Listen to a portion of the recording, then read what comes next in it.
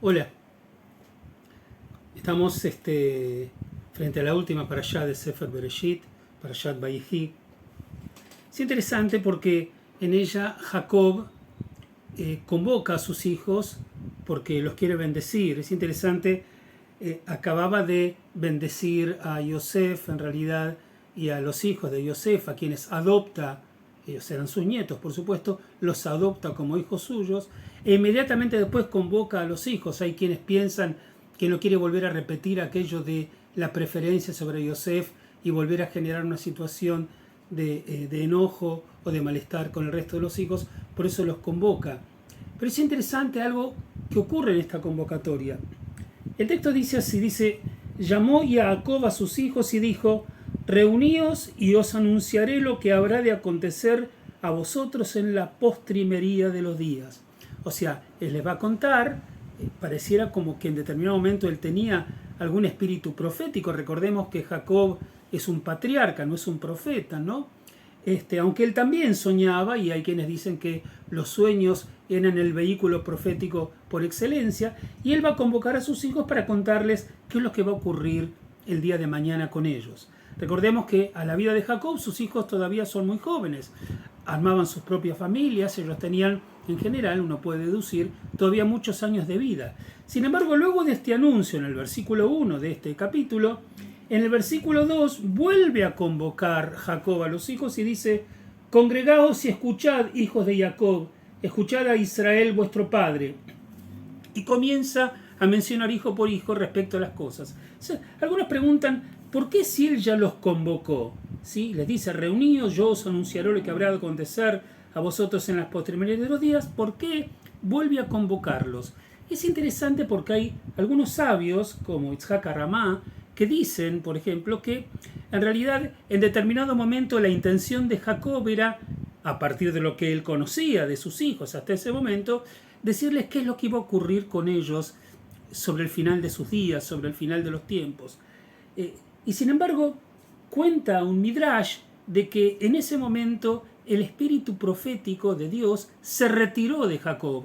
Y entonces Jacob, cuando ya va a comenzar a hablar a sus hijos, ya no habla con un espíritu profético dictaminando lo que les va a ocurrir a ellos en el final de sus días, sino que entra en una suerte de, en algunos casos, decir lo que va a ocurrir, en otros criticar, en otros mencionar, en otros relatar cosas que habían ocurrido.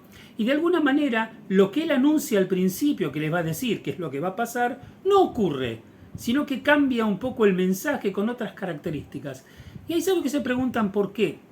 Hay quienes responden que en realidad, si lo que dijera si lo que dijera Jacob es exactamente lo que fuera a ocurrir, estaríamos diciendo que no hay posibilidad de takaná en hebreo, que no hay posibilidad de enmienda, que no hay concepto de teshuvá, que a lo mejor hasta en determinado momento o hasta determinado momento los hijos de Israel podían haber cometido, bueno, de alguna manera faltas, transgresiones, pero siempre pueden volver. Entonces, es como que el texto no quiere que a partir de lo que hasta ese momento Jacob sabía, dictaminar y establecer, digamos, sobre piedra dura qué es lo que iba a ocurrir con sus hijos, sino que todavía había una vida por delante y los hijos podían cambiar.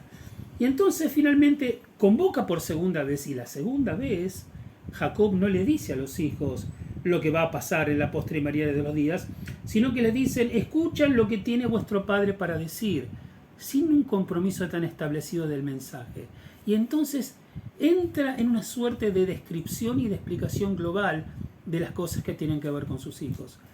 A mí personalmente me parece maravilloso eso, porque en un momento dado parece, voy a profetizar lo que va a ocurrir con ustedes, y después cambia y simplemente refiere a la realidad de sus hijos. Hay críticas, por supuesto, hay otras cosas que son críticas positivas, ¿no es cierto?, de evaluaciones positivas, pero en realidad deja una suerte de libre albedrío para que los hijos puedan enmendar.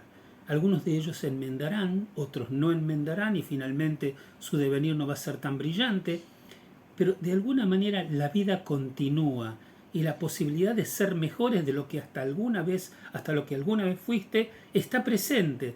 Y es en realidad menester de cada uno, la decisión de cada uno de cómo se va a encaminar tus días. Nadie puede dictaminar temprano en tu existencia qué es lo que realmente vas a hacer con vos. En realidad depende de vos. Parece que rápidamente Jacob entiende eso y es de esa manera que encarga de alguna manera la forma en que se va a referir a sus hijos. Ojalá que aprendamos de esto. Siempre tenemos la posibilidad de volver, siempre tenemos la posibilidad de enmendar. Nuestra vida no está establecida hasta que finalmente se acaba. Aprendamos de eso. Shabbat Shalom para todos.